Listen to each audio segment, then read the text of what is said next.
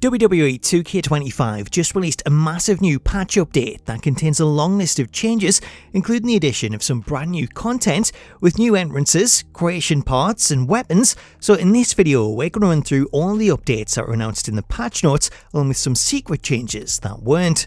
Before we get into that though, if you're new to the channel and you want to stay up to date with all the latest wrestling game news, then please do hit that subscribe button and turn on your notifications so that you don't miss out on future videos.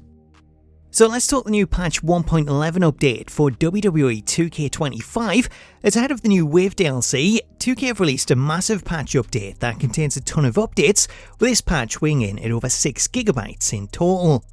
To run through the changes, we start out with the general updates, which includes general stability and performance improvements. Moving on to the first category of updates, we have camera tech, which includes a lot of new updates and bug fixes to the game's camera system, with these including a fix for the camera drifting during cutscenes, a change to presentation options that now shows all unavailable settings as grayed out rather than not showing them. We have improvements to character tracking on ladder finishes, improved camera collision on turnbuckle and corner positions to avoid turnbuckle pads obstructing the action,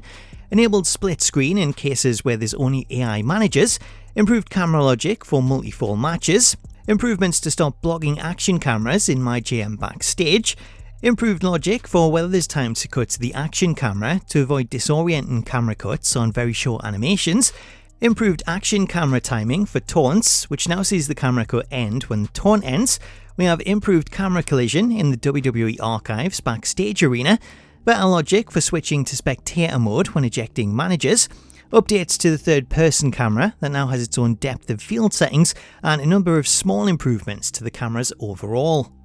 Moving over to the creation suite, we have a fair amount of updates here, starting with general stability fixes for all modes. Then, in Create an Arena, we have 4 fixes listed, with these including a fix for the arena movie not loading the correct movie that was set, a fix for highlighted objects not blinking correctly, blinking objects not having the effect disabled when leaving the current screen, and problems with the arena lights cancelling the screen when in paste mode instead of exiting paste mode.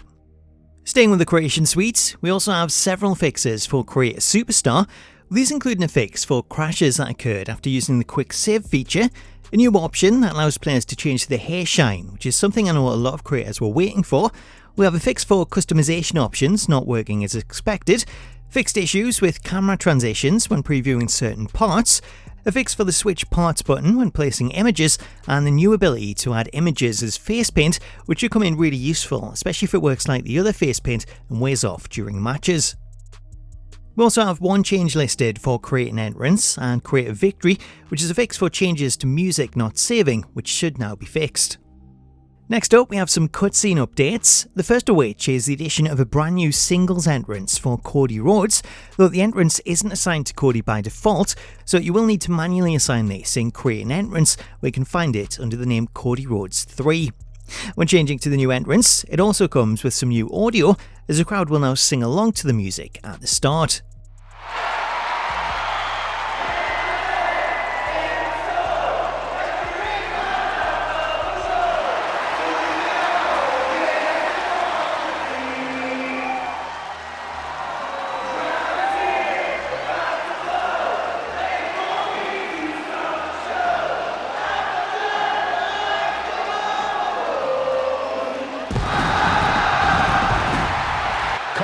That life doesn't always have happy endings, but he always fights with everything he has.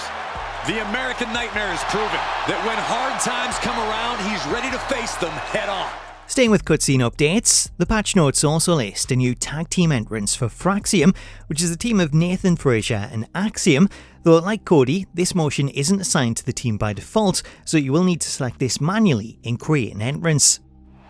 On the way to the ring, at a combined weight of 336 pounds, Axiom and Nathan Frazer. Fraxiom! Well, tonight, Axiom and Frazer will need to be on the same page. I agree, Saxton. They are an excellent team, but they're always seemingly at odds with each other. Fraxiom never short on confidence. They do believe they are the best team around. The last of the new entrance motions to be added in the patch sees new tag team entrants for Liv Morgan and Dominik Mysterio, and unlike the other ones, this one is set up by default, so you don't need to do anything to set this up, it'll trigger automatically when playing as Liv and Dom. We are looking at a modern-day Bonnie and Clyde, or Romeo and Juliet for that matter. I'm pretty sure that's how you used to describe Dom and Rhea, Corey. Until Rhea betrayed Dom, Bonnie didn't frame Clyde, Juliet didn't poison Romeo. Now Dirty Dom finally has his ride or die. Yeah, you also said that about Rhea. So that's 3 new entrances. However, we're not done with the new content just yet, as there were more things added that weren't listed. Though before we get to them, let's talk gameplay changes, as the patch also made a lot of changes to general gameplay, starting with some tuning updates to the quick get-up actions such as instant recovery and the possum attack, as these actions now cost a lot more momentum to trigger and they'll no longer be available after repeated use. Another change to the gameplay is an update to reversal windows, which will now become more difficult if you perform lots of reversals in quick succession. We have tuning updates that see the amount of special meter gained from kickouts decreased, along with a decreased amount of special from chain wrestling. We have an update to the vitality meter that sees perma damage accrued more slowly, added carry branch support to certain ground grabbles, and updates to the AI that, depending on difficulty settings, may now see them use the carry system to perform certain finishes.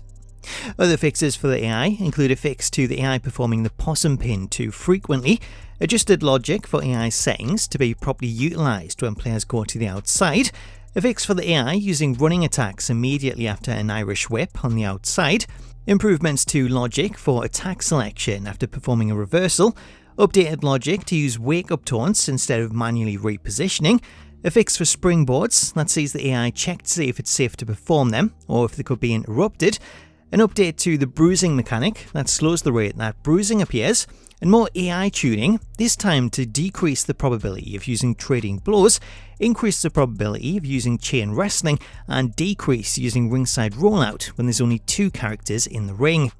So there's lots of updates to the gameplay there that might take some getting used to, especially if they've updated the reversal windows, but if you find yourself struggling, you can adjust some of these settings manually in the options menu. Next on the list of updates, we have some new fixes for MyGM, as the patch includes new roster updates and the new ability to use custom attires, though they can only be used when playing offline. Other fixes for MyGM also see performance updates and general bug fixes. Moving on to Universe Mode, again, lots of updates here, with these updates including various stability improvements, a fix for referee slots filling properly, updated Gauntlet Eliminator matches to properly cap at 8 superstars in the ring, a fix for double title matches showing incorrectly and problems with the match card, a fix for championship match generation after cashing in on 2-day PLEs. We have various fixes to custom match types, including settings applying to non-custom matches. No count match options can now be properly applied to custom matches, a fix to tag team championships appearing as a singles belt, the ability to disable the special guest referee meter in universe matches, updates to balancing sliders not applying, a fix for superstars appearing as the wrong superstar in cutscenes when using a manager attire, entrances being turned off after editing a match in Universe Mode, and new support for several rivalry actions in title matches, which is something that I covered in a previous video, as if you use an action that replaces a superstar, such as the surprise replacement action, this will now update the match so that the replacement gets a title shot rather than defaulting to a regular match. Other changes to Universe see a fix to accepting a future match in promos that resulted in 2 superstars continually trying to fill the booking after the match has already happened, and an update related to days held showing the incorrect stat for certain women's championships. So that's a lot of the updates that were contained in the patch update. However, there were some extra updates in relation to the island that have some new content, as the patch also included Chapter 2 of the island story mode, which brings with it some new unlockables. To show them off, the first of the new items can be seen when browsing the headgear option in Create a Superstar, as the patch has added in several new designs, with the standouts being the addition of action figure parts based on the Elite Mattel figures of Roman Reigns and Cody Rhodes, as well as Rhea Ripley on the women's side. In addition to the head parts, the patch has also added body parts for the action figures, as you can unlock the upper body of the figures under tops and the lower body under bottoms. As unlocked to the island, I wasn't able to test them out, but if they do work as the other parts do, if you unlock them on the island, you might be able to use these to create your own action figure characters by applying logos, though I can't say for certain as I haven't yet unlocked them. Another new item that you can unlock through the island is the addition of a new weapon, as a patch has added a new sledgehammer for Triple H. Staying with weapons, if you own the Deadman Edition bonus DLC, the patch update has also added the Undertaker's urn as a new weapon, which you can now assign using the weapon wheel.